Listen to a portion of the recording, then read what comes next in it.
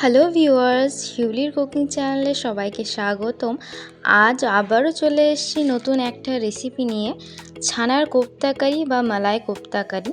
খেতে কিন্তু ভীষণই সুস্বাদু, খুব অতি সহজেই এই ছানার কোপ্তাকারিটা বানিয়ে নেওয়া যায়। তো আসুন কিভাবে বানিয়েছি দেখে নেওয়া যাক। প্রথমেই নিয়ে নিয়েছি 100 গ্রাম ছানা। ছানাটাকে ভালোভাবে মাখতে হবে, তার জন্য আমি নিয়েছি 3 টেবিল স্পুন ময়দা, 1 চামচ নুন। আপনারা নুনটা আপনাদের পরিমাণ মতো নেবেন।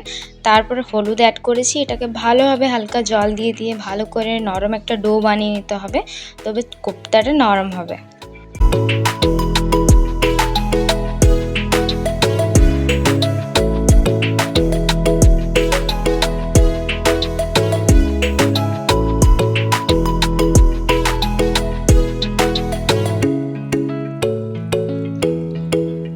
এরপর আমি ছানার ডোগুলো ভেজে নিয়েছি। তাওয়াতে সাদা তেল দিয়েছি, আপনারা চাইলে ঘি দিয়েও ভাজতে পারেন।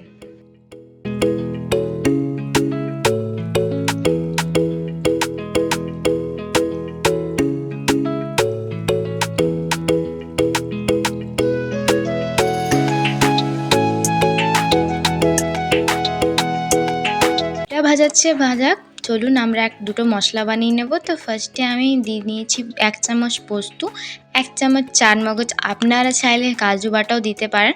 এটা 8-9 মিনিটের জন্য ভিজিয়ে রাখবো, তারপর বাটবো। এরপর আরেকটা মশলা বানিয়ে নেব। ফার্স্টে আমি দিয়ে নিয়েছি হলুদ, জিরে গুঁড়ো, লঙ্কা গুঁড়ো, তারপর দিয়েছি ধনে গুঁড়ো, তারপর গরম জল দিয়ে এটা ভালোভাবে মিক্স করে নিয়েছি। আমি এই তরকারিতে আলু দিয়েছি, আপনারা চাইলে আলুটা স্কিপও করতে পারেন।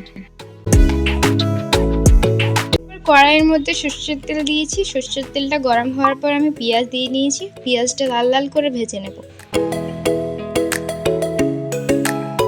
এরপর যে মশলাটা বানিয়ে নিয়েছিলাম সেই মশলাটা দিয়ে নেব। এই মশলাটা দিয়ে আমরা কিছুক্ষণ মতো কষে নেব ভালো করে।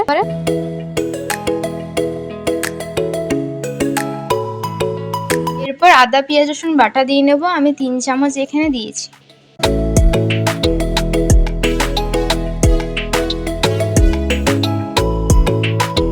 মশলাটা ভালো করে কষে নেওয়ার পর এখানে আমি পোস্ত বাটা আর চারমগজ বাটাটা দিয়ে দেব। তারপর এটা ভালো করে কষে নেব আমরা 10 মিনিট মতো।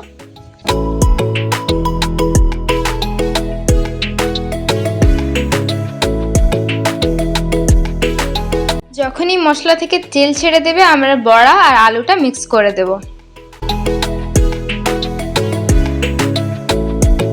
কিছুক্ষণ এটা নাড়াচাড়া করে নেওয়ার পর আমরা এটা জল দিয়ে ঢাকা দিয়ে দেবো 10 মিনিট মতো, যাতে আলুটা সিদ্ধ হয়ে যায়।